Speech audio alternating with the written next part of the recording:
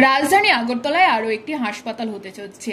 এই হাসপাতালের দেখভালের দায়িত্বে থাকবে আগরতলা পৌর নিগম কর্তৃপক্ষ। এর নামকরণ করা হবে আগরতলা সিটি হাসপাতাল। রাজ্যের প্রধান রেফারেন্স হাসপাতাল এজিএমসি তথা জিবি হাসপাতাল এবং আইজিএম হাসপাতালের ওপিডি রোগীর চাপ কমানোর লক্ষ্যে স্বাস্থ্য দপ্তর এই সিদ্ধান্ত নিতে চলেছে।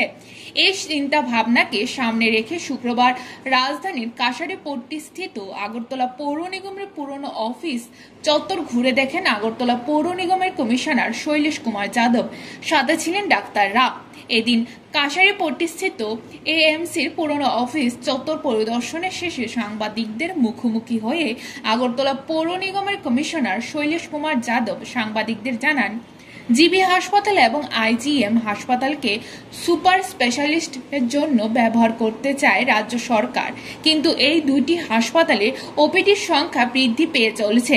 জিবি হাসপাতালে প্রতিদিন 2000-এরও বেশি ওপিডি হয়, আইজিএম হাসপাতালে প্রতিদিন ওপিডি হয় 1200 জনের মতো।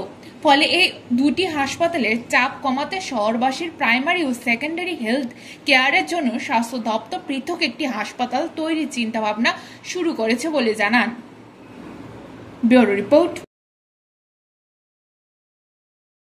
माननीय मेयर, माननीय हेल्थ सेक्रेटरी सगळे আমরা ভিজিট করেছিলাম, যে প্রাথমিকভাবে দেখেছিলাম কি এখানে যদি একটা সিভিল হসপিটাল যদি স্টার্ট করতে হয় কি কি কাজ করতে লাগে। তো আজকে আমি আমাদের কনসালটেন্সি ফার্ম আছে যারা ডিজাইন করবে এবং ডাইরেক্টরেট অফ হেলথ সার্ভিস তরফ থেকে দুজন যারা ওখানে অ্যাডমিনিস্ট্রেশন और হসপিটাল প্রকিউরমেন্ট ডিজাইন দেখে ওনাকে নিয়ে এখানে আজকে আমরা পরিদর্শন করেছি, দেখতে কীভাবে এখানে ওপিডি, আইপিডি, ল্যাব এবং বাকি ইমার্জেন্সি এসব সার্ভিসগুলি কীভাবে ডিজাইন করা হবে আজকে ওটা আমরা প্রিলিমিনারি প্রদর্শন করছি। এরপরে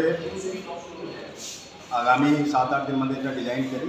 আমাদের যে উদ্দেশ্য হচ্ছে কি আমরা এটা এই কাজকে মডেল কোড যখন শেষ হইব 7 তারিখে, তারপর আমরা টেন্ডার করে আগামী 2 মাস মধ্যে এটা কাজকে কমপ্লিট করে স্টার্ট করব। ওই জন্য আজকে জনদর্পণ।